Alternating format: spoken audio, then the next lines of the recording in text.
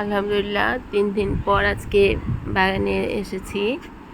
তো বাগান দেখে মন এত ভালো হয়ে গেছে, মানে সব সবজি গাছের সবজিগুলি এত সুন্দর হয়েছে, দেখতে এত ভালো লাগছে। সবগুলি সবজিতেই ধুন্দুল, ঝিঙা, তারপর ঢেঁড়স, বরবটি সবগুলি। আর গতকাল আবার যেহেতু বৃষ্টি হয়েছিল, পাতাগুলো এত সুন্দর হয়েছে, সব কিছু দেখতে এত ভালো লাগছে। এই যে ধুন্দুলগুলা, ঝিঙাগুলা সব কত বড় বড় হয়েছে, যে বাঁশের মাথার উপর উঠে গেছে একটা ধুন্দুল আর একটা ঝিঙা, অনেক বড় হয়েছে আর এত সুন্দর লাগছে। মানে এগুলো দেখে সত্যি একদম মন ভরে গেছে।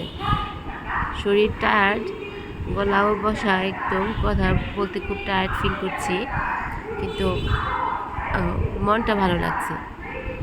বাগান দেখে, মানে পুরো বাগানটা দেখে হচ্ছে এখন অনেক এনার্জি আসছে বাগানের সব সবজিগুলো দেখে। এই যে এটা এবার নতুন চিচিঙ্গা, এটা আমার চিচিঙ্গা গাছে এটাই প্রথম চিচিঙ্গা এসেছে। জালিগুলো খুব সুন্দর বড় হয়েছে,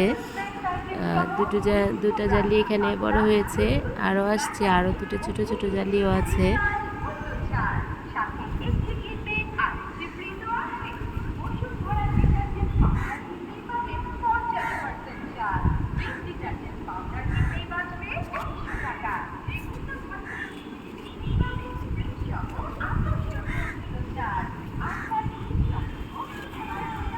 এটা একটু ছোট, এই ছোটোটা আজকে ভাবছি পেরে নেব, জালি ভাজি করব। বড়টা থাকবে, খালামুনি আসলে তারপর বড়টা পারবো।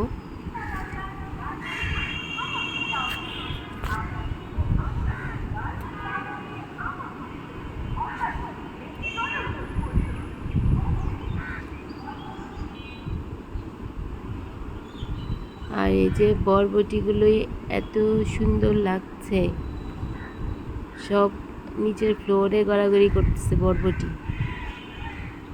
সব ফুল সেদিন কিছুদিন আগে দেখালাম যে সব গাছে ফুল আসছে, আর সব ফুল থেকে এই যে এখন বরবটি হয়ে গেছে। আরও আছে, আরও ফুল আছে, আবার নতুন ফুল আসবে, এগুলো আরও বড় হবে।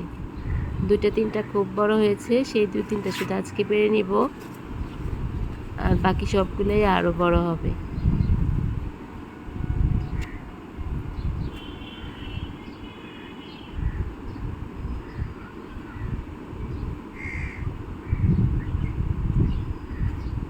বাগানে সবজিকে আমরা খুব সহজেই কিন্তু করতে পারি, খুব বেশি যত্ন করতে হয় না, নিয়মিত একটু পরিচর্যা করলেই হয়। তবে যারা বাগান করে তাদের কিন্তু একটা নেশার মতো কাজ করে। দেখা যাবে বাগানগুলোকে না দেখলে, গাছগুলোকে না দেখলে তখন কিন্তু ভালো লাগে না। এই যে ক্যারেটে অল্প পরিমাণ মাটি, কিন্তু একদম মাটি, তবে আবার এখানে মাটির পরিমাণ কম। আমি কিন্তু কাঠের গুঁড়া ইউজ করেছি।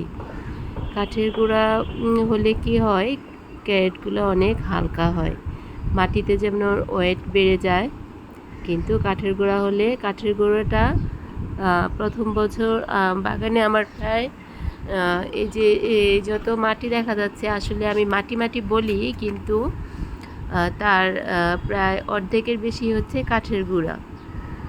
কাঠের গুঁড়া যে সমিলগুলো আছে, যে সেখান থেকে কাঠের গুঁড়া এনেছি।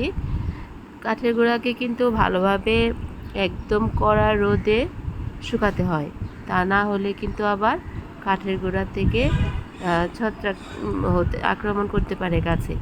তবে ভালোভাবে শুকানোর পর একটু নিম খোল বা যে কোনো ছত্রাকনাশক একটু ছিটিয়ে তারপরে তার সাথে জৈব সার, গোবর সার মিক্সড করে দিলে কিন্তু খুব ভালো সবজি হয়।